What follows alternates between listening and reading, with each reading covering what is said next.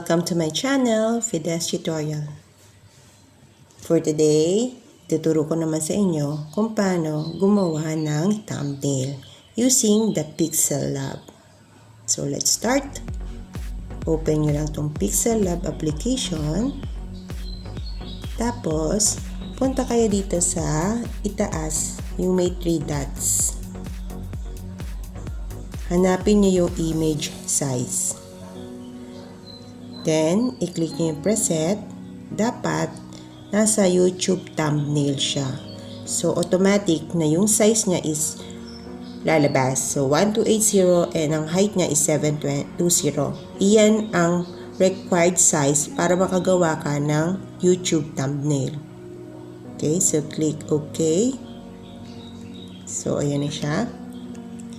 Ngayon, punta ka ngayon sa plus sign dito sa taas.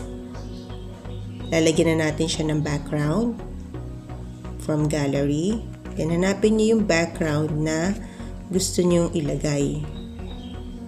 Then, pwede niyo rin siyang i-resize, habaan, lakihan, iksian. So, it's up to you. Then, mas prefer ko to. Then, click mo lang yung check sa baba. Then, saka na lang natin siya i-extend hanggang doon sa size ng thumbnail.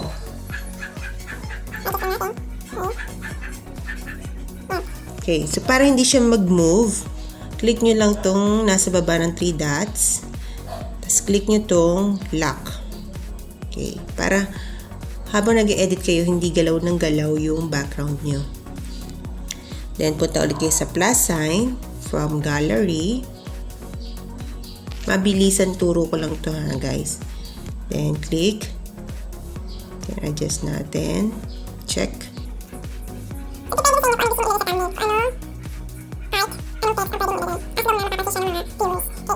So, paano naman maglagay ng... So, nakapaglagay na tayo ng image, maglalagay naman tayo ngayon ng text. Punta ulit kayo sa plus sign. Actually, sa lahat ng mga kailangan nyo is nandito lang sa plus sign. Andiyan ang text, current date, sticker, shapes, from gallery, and draw. So, punta tayo ngayon sa text. Double click. Paano gumawa ng thumbnail? So, yan na siya. So, paano natin babaguhin yung color niya? Oops.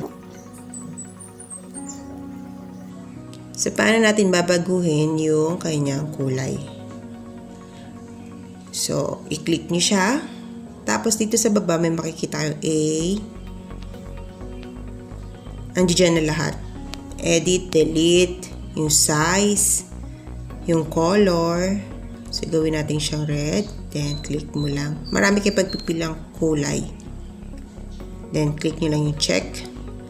Tapos, font. Yan ang mga importante. Kung saan nyo makikita yung font, yung size. So, lagay natin to.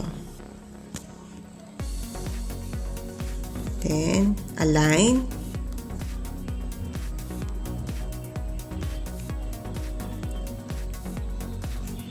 Meron din diyang stroke para lalong mapansin yung text.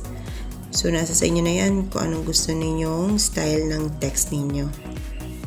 Marami siya rito pwedeng gawin. Then, lagyan natin ang inner shadow. Click mo lang enabled. Then, mamili ka ng color.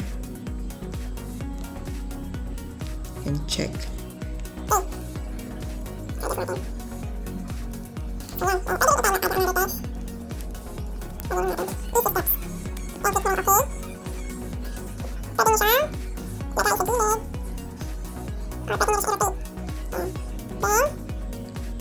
Color ulit.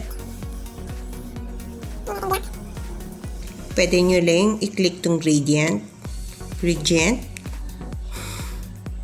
whatsoever. Then, pili lang kayo ng design na gusto nyo. And click check.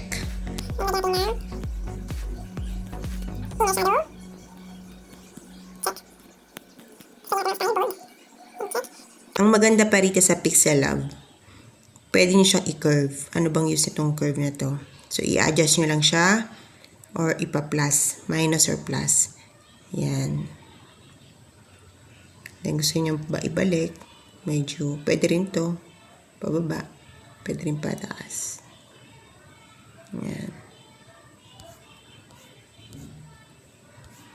Marami dito. So, scroll nyo lang. Marami kayong magagawa. Okay? So, that's it. Then, isave na natin. Save. Save as image.